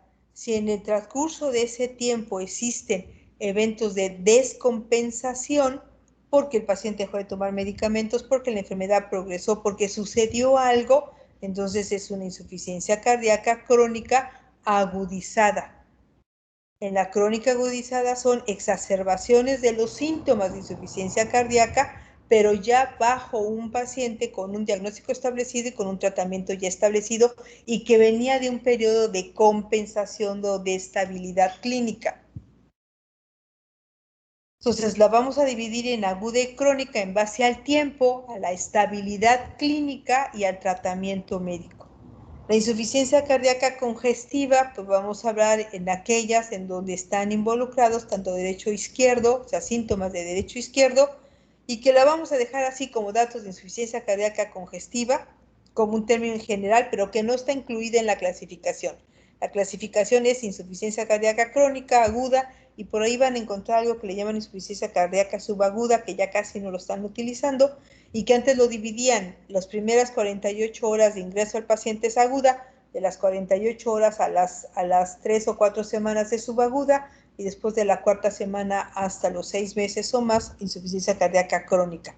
Pero ya de un tiempo para acá, bueno, quitaron la subaguda y van a encontrar como aguda y crónica. La que sigue, la diapositiva siguiente. Doctora, disculpe. Sí. Yo tengo una duda, o sea, en esa parte de crónico, en la parte de, del libro, nos hablaba un poco del FEBI, ¿no? Entonces, para la clasificación también vamos a tomar eso, o sea, lo de si tiene un FEBI de menos, de menos 40 y eso. Para allá voy. Bueno, esta diapositiva que está bastante bien, nos habla sobre la fisiopatología que ya hemos platicado mucho, ¿verdad? Entonces vamos a irnos a la siguiente diapositiva.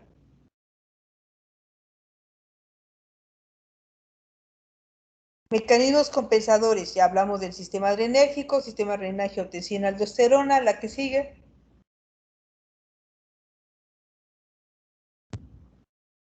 La que sigue. No sé si tengan ustedes aquí la clasificación de la insuficiencia cardíaca. Y eso viene como en las guías. A ver, ¿alguno de ustedes tiene la diapositiva donde la clasifica? Creo, bueno, le voy a enseñar una y me dice si es, porque no sé si es esa, doctora. Sí.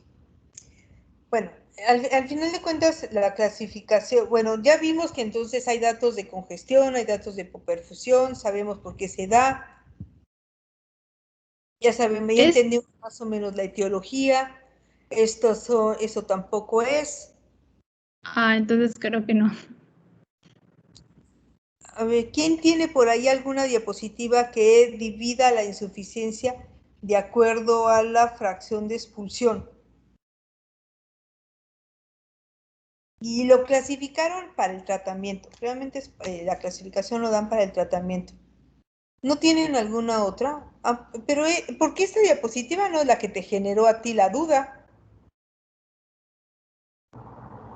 ¿Cuál es la diapositiva que te generó la duda de la fracción de expulsión? Que aquí no la veo. No, lo que pasa en que estaba revisando pues el libro, ¿no? Pues, o sea, en esa parte no lo entendí bien. Yo sí tengo la diapositiva, o sea, puse la tablita, pero pues, ajá, como que me dio duda porque pues decía lo de que si es menos de 40. Entonces, entendí que, o sea, aparte del tratamiento, también tiene que ver con el pronóstico del paciente, doctora, o no sé si estoy mal. Sí, a ver, regresen tantito. A ver, espérame tantito. A ver, cierra tantito tu presentación. ¿Algunos de ustedes tienen otra presentación de insuficiencia cardíaca?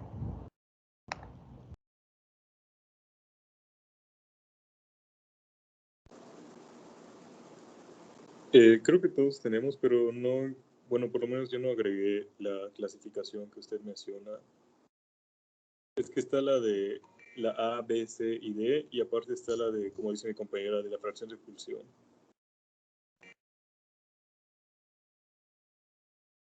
Falla cardíaca. A ver.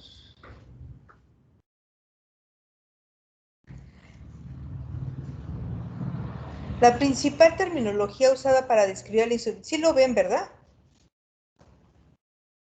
Sí se ve. La insuficiencia cardíaca está basada en la medición de la fracción de eyección del ventrículo izquierdo. Se menciona que dentro de los pacientes con insuficiencia cardíaca, pues cuáles son los estudios de laboratorio de gabinete que más se pueden utilizar en este tipo de pacientes. Pues los que ustedes tienen a la mano van a ser principalmente los que nos identifiquen la etiología de estas pacientes. Porque dependiendo de la etiología y de la severidad de la insuficiencia cardíaca, pues nos dirán el pronóstico. Y cuando hablamos de esto, hablamos de que un electrocardiograma nos va a evidenciar el ritmo, si el ritmo es sinusal, si tiene contribución auricular. Acuérdense que la primera arritmia a que nos afecta el mantenimiento de un gasto cardíaco es la pérdida de la contracción auricular, que es la fibrilación auricular, y ya lo hemos platicado muchas veces. En la placa de tórax nos va a decir si hay cardiomegalia, si hay datos de congestión pulmonar, si hay datos de derrame pleural, que nos va a apoyar datos de congestión a nivel pulmonar. ¿Qué otros datos nos van a dar? Los exámenes de laboratorio nos pueden indicar algún tipo de etiología de la insuficiencia cardíaca. Ya sabemos que la anemia pues, nos va a condicionar insuficiencia cardíaca por incremento en la frecuencia cardíaca. Daños a nivel de la función renal pues, nos dará datos de congestión y por lo tanto alteraciones en la precarga e insuficiencia cardíaca. Pero lo que ellos vieron es que la mayoría de los pacientes, una forma de acercarnos a la funcionalidad del corazón es a través del ecocardiograma. Y lo que vieron ellos es que el daño en la función miocárdica generaba un pronóstico en el paciente. Y entonces dividieron a la insuficiencia cardíaca de acuerdo a qué tanto daño del miocardio estaba presente. Y cuando hacen esta clasificación es la insuficiencia cardíaca en donde la causa es daño del músculo cardíaco. Quiten la poscarga, quiten la precarga y ahorita les voy a decir cómo lo incluyeron ellos. Entonces ellos hablan de que les hacen a todos, porque son esquivos en las guías de insuficiencia cardíaca, ellos dicen, todos los pacientes van a saber que tienen insuficiencia cardíaca por el cuadro clínico. Y el cuadro clínico ya lo vieron. Entonces, yo ya sé que tiene insuficiencia cardíaca porque la definición de insuficiencia cardíaca es disnea, hipoperfusión, congestión y todo esto, ¿sí? Entonces, yo solicito un ecocardiograma y entonces me va voy a dividir a los pacientes en insuficiencia cardíaca con FEBI preservada. ¿Qué me dice? Que el músculo cardíaco está bien y hay algo antes o después del corazón que me está condicionando la falla cardíaca. Hay aumento en la precarga o hay aumento en la poscarga, la que ustedes quieran, pero el músculo cardíaco está conservado, de tal manera que la fracción de expulsión, que me habla sobre la funcionalidad del acortamiento de las fibras miocárdicas, está conservada. Y entonces nos dicen, aquellos pacientes con datos de falla cardíaca, pero con FEBI preservada arriba de 50%, ¿sí? Tienen algo en precarga o en poscarga, pero en el músculo no. Después meten algo que lo hacen insuficiencia cardíaca, que en las guías de hace unos años hablaban de rango intermedio y me decían, es aquel paciente que tiene datos de insuficiencia cardíaca, pero la FEBI está entre 40 y 49%.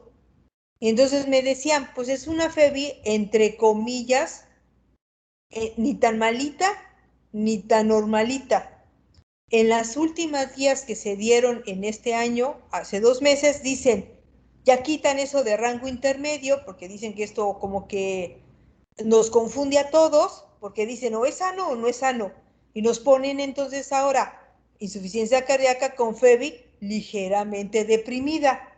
¿Y cuáles son ellos? Son aquellos pacientes en el que por alguna enfermedad el daño del miocardio se está presentando, pero todavía mantienen un gasto cardíaco adecuado por los mecanismos de compensación. Entonces dicen, hay mecanismos de compensación que hacen que el corazón mantenga un gasto cardíaco adecuado y la FEBI está ligeramente deprimida. Y entonces ponen esos rangos, porque 40-49 de ninguna manera es normal para las personas. No es tan baja, pero tampoco es normal. Entonces ahora sí ya quitaron lo de rango intermedio y le ponen con FEBI ligeramente baja. Y luego la clasifican en insuficiencia cardíaca con FEBI reducida, en donde sí existe ya daño a nivel miocárdico que le es incapaz para mantener un gasto cardíaco adecuado. Y entonces dividen la FEBI en menos de 40%.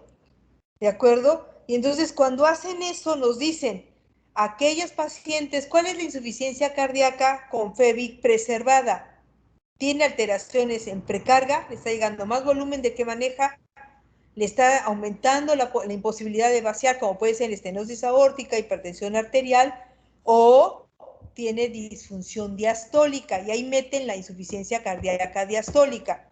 Por alguna razón, el miocardio está rígido, está duro, no puede abrirse en forma adecuada, como un mecanismo, a lo mejor está duro porque hay hipertensión arterial y el corazón hizo hipertrofia inadecuada, y entonces hay un problema en el vaciamiento, en el llenado, perdón, del corazón, y por lo tanto no es tanto que no tenga fuerza de contracción, porque eso es normal, o sea, ya la vimos que es normal, hay problemas en el llenado del corazón en las cavidades.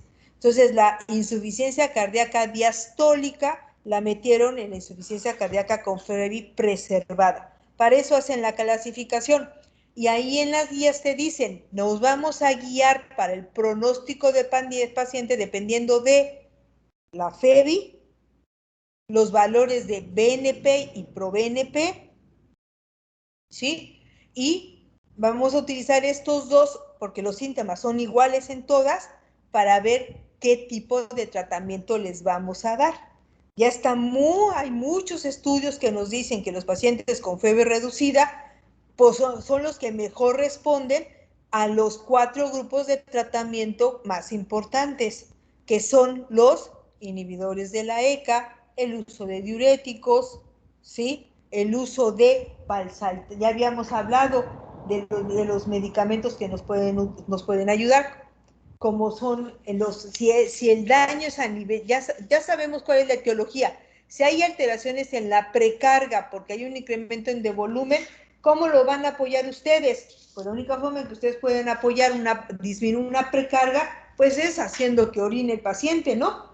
Y la única forma que ustedes hacen que orine un paciente, pues es metiéndole diuréticos.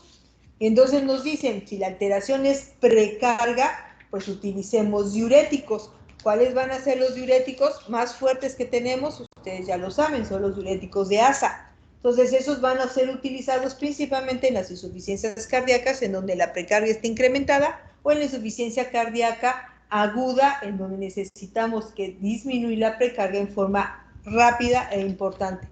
Luego nos dicen, bueno, pues ok, resulta que es la poscarga la que me está dando lata, pues voy a utilizar vasodilatadores que me ayuden a disminuir la poscarga, y ahí podemos encontrar inhibidores de la ECA, los medicamentos AT1. ¿Por qué esos medicamentos nos pueden ayudar de primera instancia? Porque nos ayudan a disminuir poscarga, pero también nos van a inhibir el sistema angiotensina-aldosterona, que ya sabemos, como ya platicamos hace rato, me genera problemas en fibrosis, en hipertrofia inadecuada, ¿sí? En mantener en un ritmo adecuado, disminuyendo la probabilidad de que el paciente caiga en fibrilación auricular. Entonces, son medicamentos que pueden estar funcionales en esto. ¿Qué también me evita la formación de fibrosis a nivel miocárdica? Pues están los medicamentos que son inhibidores de los mineralocorticoides. ¿Cuál es el que más vamos a utilizar? Pues la espironolactona, que es lo que más hay ahorita. Entonces, ¿qué me va a ayudar esos medicamentos? Sabemos que utilizamos diuréticos de ASA para sacar orina rápido, pero sabemos que tiene como efectos secundarios, ¿cuál? La pérdida de potasio. ¿Cómo lo compenso? Porque acuérdense que la hipocalemia es condicionante de arritmias, y ya de por sí estos pacientes tienden a hacer arritmias. Entonces vamos a utilizar combinaciones de furosemide o de inhibidores de la espironolactona para inhibidores de los mineralocorticoides, como puede ser la espironolactona, la eplerenona.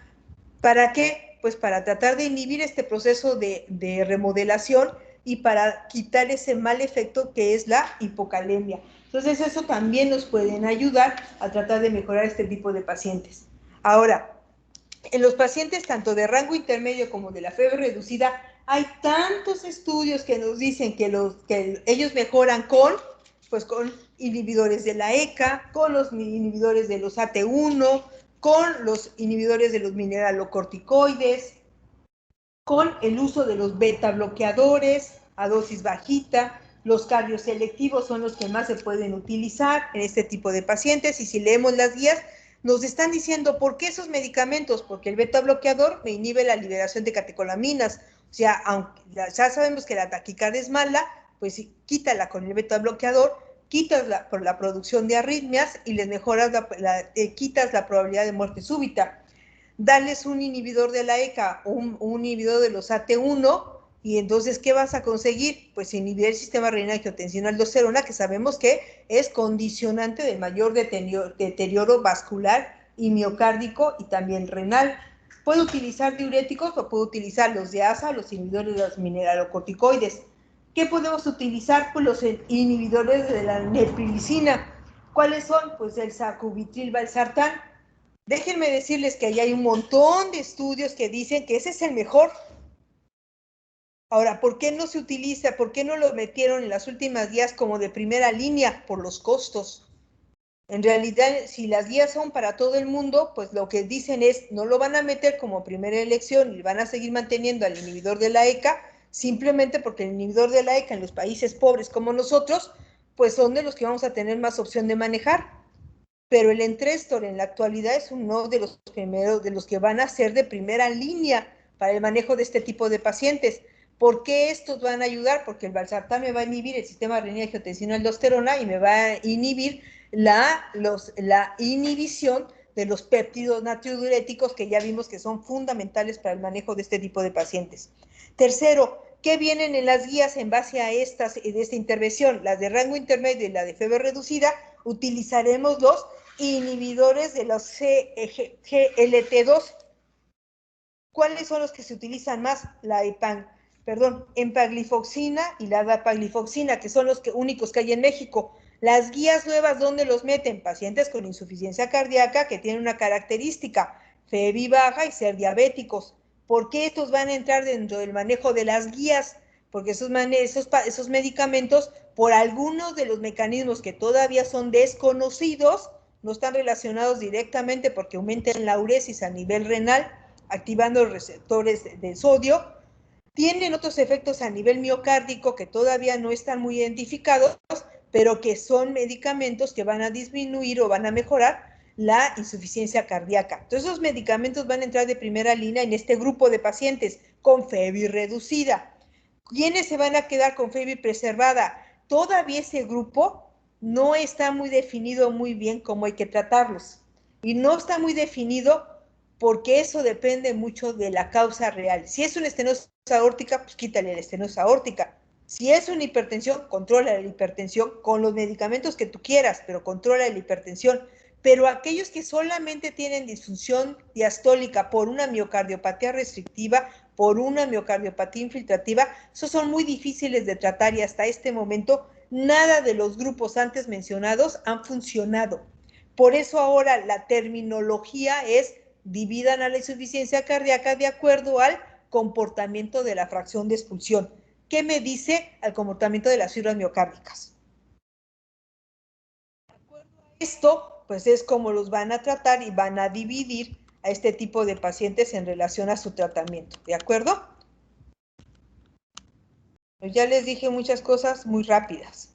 Entonces, ya falta 1 minuto para las 7. Los voy a dejar, chicos, y en la siguiente necesito 3 preguntas de cada uno de ustedes, que vamos a dividirnoslas en equipos para trabajarlas en relación al diagnóstico y tratamiento de la insuficiencia cardíaca, ¿de acuerdo? ¿Se acuerdan que formaron equipos? Sí, doctora. Sí, doctora. Bueno, pues 3 preguntas para cada equipo, ¿de acuerdo? 3 que le van a ustedes a pasar al otro equipo, el otro equipo va a dar 3 preguntas para el otro, y así van a utilizar solamente relacionado a diagnóstico y tratamiento, ¿de acuerdo? Solamente 1 hora vamos a trabajar e iniciamos arritmias. El Ok, viernes, doctora. doctora. Perdón, el viernes, sí. Sí, ok, doctora. Vale, ok, buenas noches, chicos. Ok, gracias, doctora. Vale, Buenas vale. noches. Gracias, doctora. Gracias. Que descanse, doctora.